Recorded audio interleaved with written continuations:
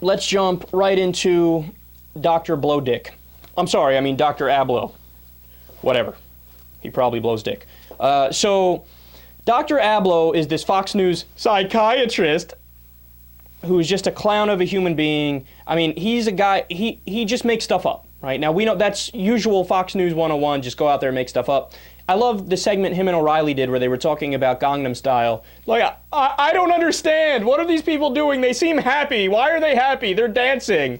Oh, it has to be because they're inferior people and they're empty inside. So the music makes them feel good. So they dance around like zombies and, oh, they're so evil for that. I'm not kidding. They psychologically analyzed Gangnam Style. Whatever happened to just having some fun to a catchy beat? Does there have to be a moral dimension that you put on it? But this idiot did. So anyway, he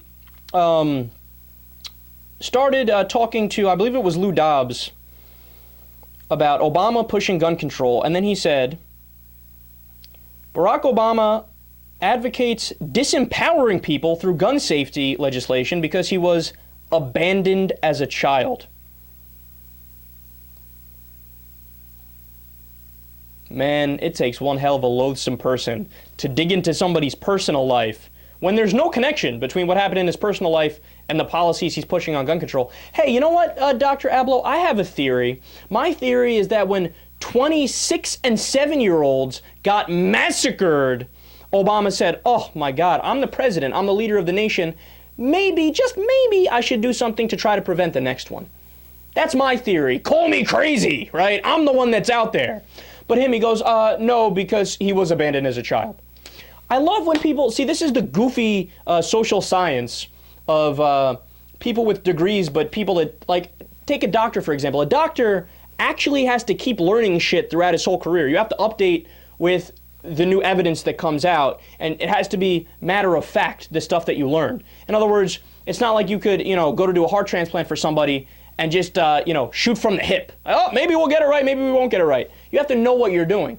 Psychologists, particularly Dr. Ablow, there's a billion different fields, none of them necessarily better than the other ones, whether it's cognitive psychology, psychotherapy, any of a number of different schools of thought, right? So essentially this guy gets paid to make shit up. And since he has the letters D and R in front of his name, people go, oh, well, I guess he's right. He is a doctor. Yes, he is a doctor.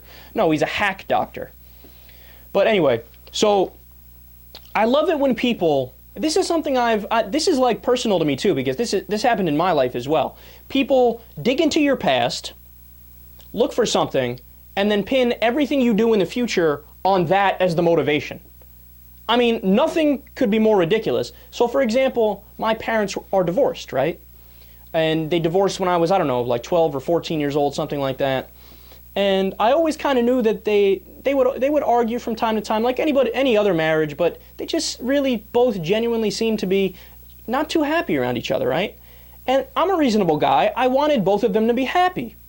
So when they approached me and they told me at separate times, but they said, look, we're going to split up for a little bit. Maybe we'll get back together later. Maybe we won't. But we just want you to know it has nothing to do with you, and we love you, we care about you, etc.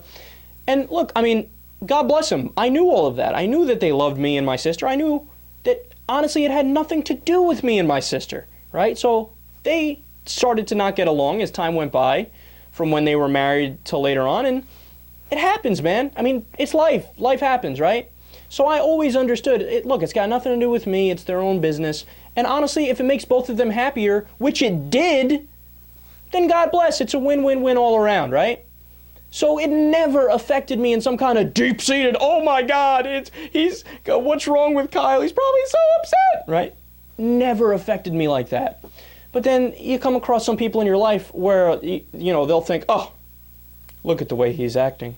Gotta be because 7 years ago, his parents, ended up splitting up. Even though he wasn't super upset about it, we're still gonna blame it on that. Same thing with this idiot Dr. Ablow, making things up and then just claiming it as if it's true.